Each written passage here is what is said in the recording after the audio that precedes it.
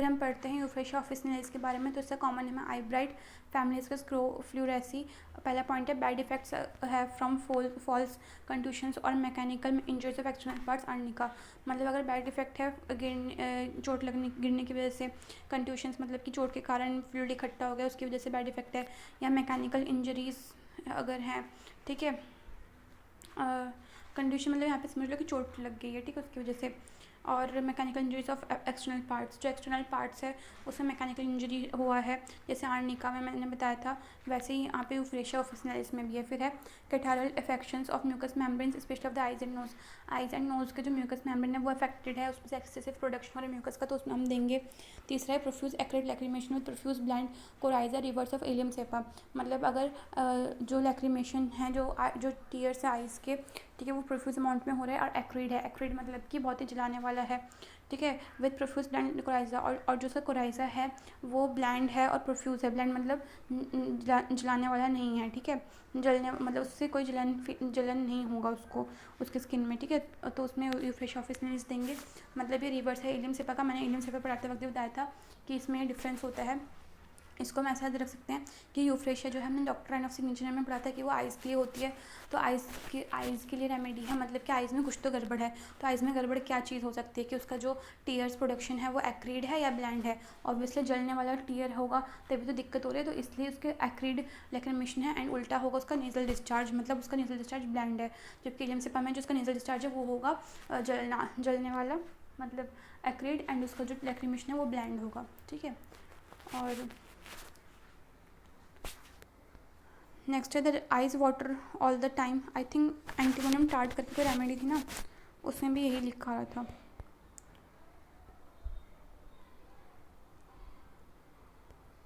Antimonium tart था या फिर वो था, I guess ammonium mur, ammonium muriaticum था वो, जिसमें वाटरी एक्रिड कोराइजा है विच क्राउड्स द लिप। मतलब वही कि नेजल डिस्चार्ज जो एक्रिड है एलियम सेपा की तरह अमोनियम मोर में। तो ऐसे हम कंपैरिजन करके पढ़ेंगे तो इससे हमें याद रहेगा, ठीक है। अब वापस आ जाते हैं यूफ्रेशिया में। उसमें नेक्स्ट पॉइंट है the eyes water all the time under agglutinated in the morning margin of lids dried swollen and burning. जो आइस है हमेशा उसमें से पानी निकलते रहते हैं एंड वो चिपक जाते हैं मॉर्निंग में।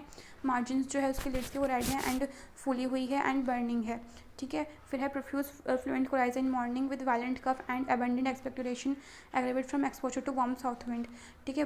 बहुत ज़्यादा कोराइजा है उसको मॉर्निंग में, मतलब फ्लुएंट कोराइजा है मॉर्निंग में, और साथ में कफ जो है वो बहुत वायलेंट है, मतलब तेज़ी से कफ आता है, एंड अबंडेंट एक्सपेक्टोरेशन, और उसकी जो एक्सपेक्टोरेशन है मतलब उसका जो कफ है वो बहुत ज़्यादा अबंडेंट है।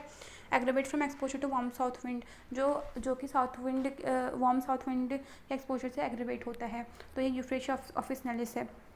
फिर बेसिकली जो साउथ विंड लिखे होते हैं ना हमारे एलेंस के नोट में, नॉर्थ विंड वगैरह ये सब, ईस्ट विंड वगैरह ये सब उस कंट्री में के रिस्पेक्ट में लिखे होते हैं जहाँ पे उस ड्रग की प्रूविंग की गई है, ठीक है। नेक्स्ट है when attempting to clear the throat of an offensive mucous in the morning gagging until he vomits the breakfast just eaten Bryonia.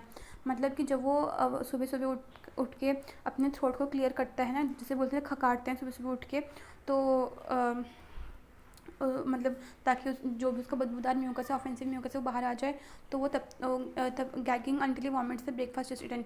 Gagging मतलब होता है कि एक ऐसे रिफ्लेक्स जो जैसे कि चॉकिंग में हो, मतलब ना मैंने कई बार बताया था कि गैगिंग मतलब होता है चॉकिंग। एक्चुअली गैगिंग मतलब चॉकिंग नहीं होता। मेरे कहने का मतलब ये है कि जैसे ना चॉकिंग जब वो इंसान को चॉक करता है तो उसकी क्या होती है, एक नेचुरल रिफ्लेक्स आता है ना कि वो अपने माउथ को ओपन करते हैं, जैसे कि वोमिटिंग के टाइम ओपन करते हैं, तो उस रिफ्लेक्स को बोलते हैं गैगिंग। तो इसमें गैगिंग इतना वो मतलब कि वो क्लियर करने का कोशिश करते हैं अपने थ्रोट को फ्रॉम द ऑफेंसिव म्यूकस, कि उसमें गैगिंग वाला रिफ्लेक्स देखने को मिलता है। और वो तब तक क्लियर करता है, तब तक गैगिंग करता है जब तक कि उसने जो ब्रेकफास्ट खाया है वही उल्टी होकर ना बाहर निकल जाए, ठीक है। तो gagging until he vomits the breakfast just eaten, ये है हमारा यूफ्रेशिया ऑफिसिनालिस में। ऐसा हमारे ब्रायनी में भी होता है। फिर है profuse expectoration of mucus by voluntary hawking aggravates on rising in morning. अगर बहुत ज़्यादा एक्सपेक्टोरेशन हो रहा है म्यूकस का, मतलब बहुत ज़्यादा म्यूकस जो है वो बाहर आ रहा है वॉलंटरी हॉकिंग करने से, मतलब जानबूझ के हॉकिंग खकार रहा है तब, ठीक है, तो उसमें यूफ्रेशिया देंगे। और ये जो इसका प्रोफ्यूज एक्सपेक्टोरेशन है म्यूकस का वो एग्रेवेट करता है on rising in morning, sorry, ये जो है वो एग्रीवेट करेगा मॉर्निंग में सुबह उठने पे, तब हम यूफ्रेशिया सोचेंगे। उसके बाद क्या है, amenorrhoea with catarrhal symptoms of eyes and nose profuse acute lacrimation.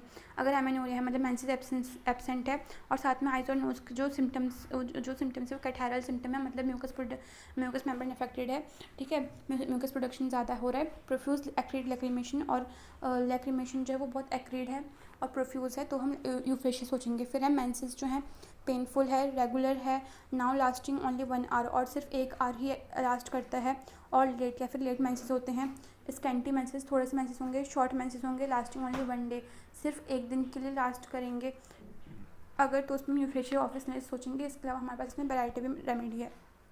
फिर है पर्ट्यूसिस मतलब होपिंग कफ जो है वो, उसमें क्या होता है, एक्सेसिव लैक्रिमेशन ड्यूरिंग कफ, उसमें बहुत ज़्यादा लैक्रिमेशन होता है कफ के दौरान, मतलब बहुत ज़्यादा टीयर्स प्रोड्यूस होते हैं कफ के दौरान, तो उस केस में हम यूफ्रेशिया सोच सकते हैं। कफ ओनली इन डे टाइम, और कफ जो है वो सिर्फ दिन के टाइम पे अगर हो रहा है तो भी यूफ्रेशिया सोच सकते हैं। इसके अलावा कफ ओनली इन डे टाइम मतलब पर्ट्यूसिस जो है मतलब होपिंग कफ, वो सिर्फ दिन के टाइम अगर हो रहा है तो उसमें फेरम और नाइट्रेम रेमेडी है। फिर है रिलेशन, इसका देखते हैं, रिलेशन है similar to pulsatilla in affections of the eyes की प्रॉब्लम में ये पल्सिटिला के सिमिलर है। Reverse of allium cepa in lachrymation coryza, lachrymation coryza में एलियम सेपा के रिवर्स है, क्योंकि कोराइजा जो है मतलब नेजल डिस्चार्ज की बात कर रहे हैं तो उसमें वो एलियम सेपा जो है वो एक्रिड होगा, लेकिन कोराइजा इसका ब्लैंड होगा यूफ्रेशिया का, और लैक्रिमेशन यूफ्रेशिया का एक्रिड होगा, और लैक्रिमेशन एलियम सेपा का ब्लैंड होगा।